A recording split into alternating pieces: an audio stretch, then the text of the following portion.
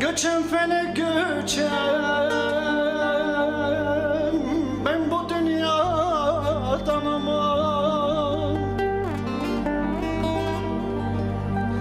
Yaşasam ne olacak, ölsem ne olacak, ne olacak aman.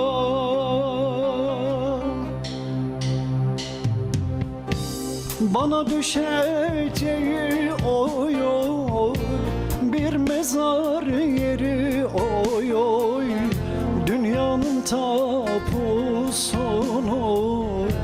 alsam ne olacak, ne olacak?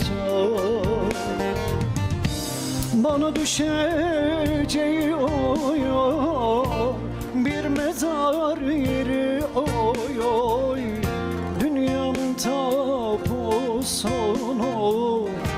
alsam ne olacak, ne olacak?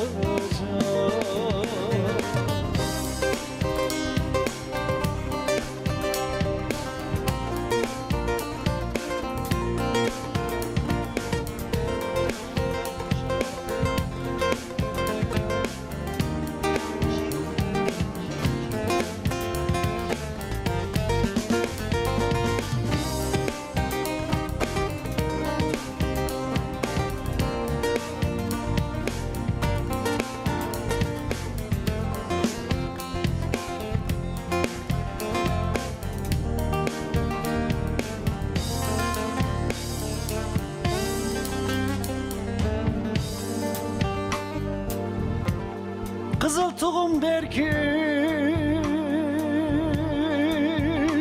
çok çağlar geçti, felek tırpan alıp bağrımı biçti.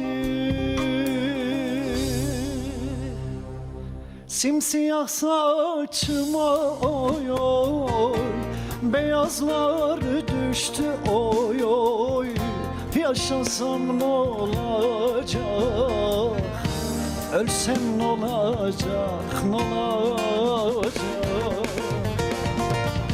Simsiyah saçıma oy oy, beyazlar düştü oy oy, yaşasam ne olacak, ölsem ne olacak, ne olacak?